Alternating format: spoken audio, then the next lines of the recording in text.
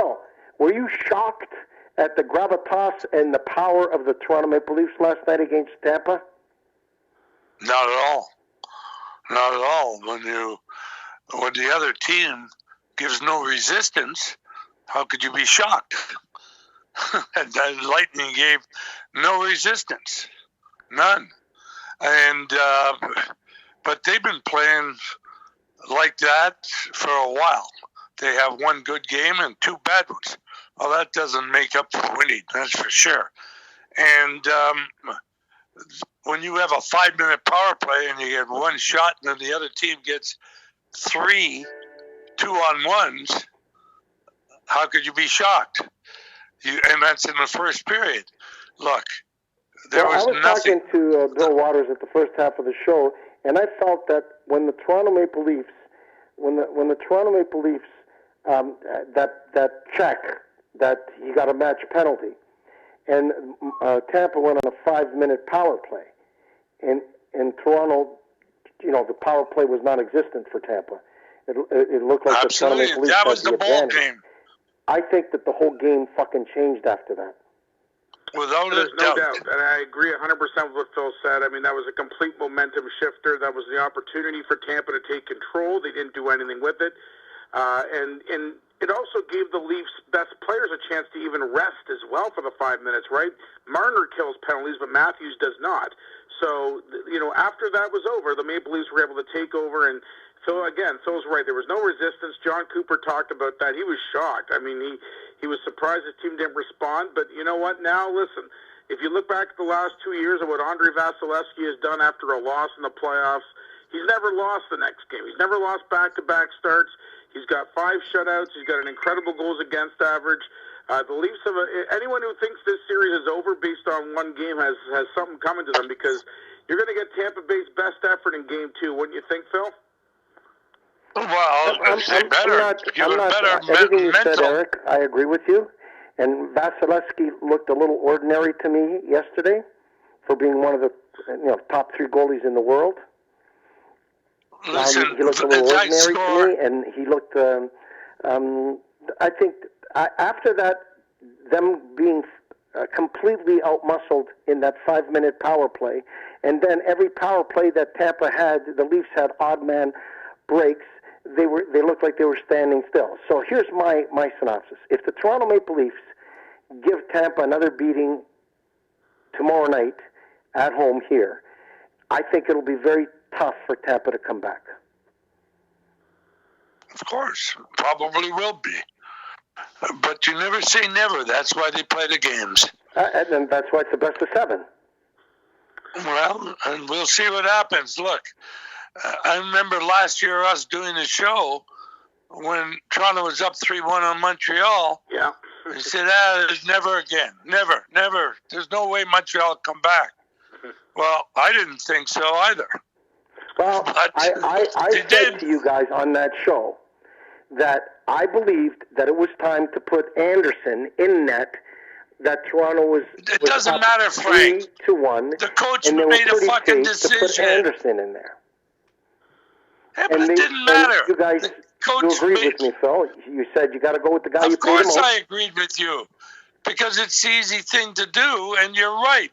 But it wouldn't have made any difference, or would it? I don't know. We don't know, do we? Campbell lost the next 3 games in a row. I think, you know what, it's safe to say this, and Billy, I think you'd agree. We've not seen this Maple Leaf team play a better playoff game than they played last night. That's about as well as you can play. Yeah, but Phil told you that the reason Toronto got a chance to play with that level of power and gravitas was that Tampa was basically standing still. Yeah, Tampa didn't push back. Except at the end when the physical stuff happened, and there's a lot to that as well. I mean, I think that you got Perry and Maroon looking to start something at 5-0. I thought Simmons did the right thing skating away. I wasn't very happy that Maroon ends up fighting with Riley. Morgan can't be in that position. Morgan doesn't know how to fight. Maroon could definitely it could knock him out of the series the way Tavares was knocked out of the series last year against Montreal in Game 1 for a different reason, but they hit. But I mean, you got to avoid that. Credit, I guess. Listen, if you're Tampa Bay and if you're Maroon and Perry there, you're doing whatever you could do to try to get some momentum going into Game 2. I just thought I liked Simmons skating away. I just didn't like Riley being forced to be engaged there. Well, if you're on the ice like that, the way things are, usually you get engaged. You have to get engaged, or you're going to get punched in the face. Yeah, and Riley certainly got punched in the face. But, you know, listen, he's your best defenseman. After the fight, he's looking at his hands. His knuckles are bloody. You know, all you're thinking is, man, I hope he doesn't fracture something in his hand that's going to knock him out of the series. Because, you know, let me tell you something, Eric. Every time Bobby Orr fought, that's happened in the playoffs with injuries, and you just got to avoid it. All I'm telling you is, I thought Tampa came out of the gate flying. Stamkos right at the beginning, made some great passes, and Kucherov. It was very, very, very. And I noticed the Vasilevsky in the warm up looked very comfortable, very laid back.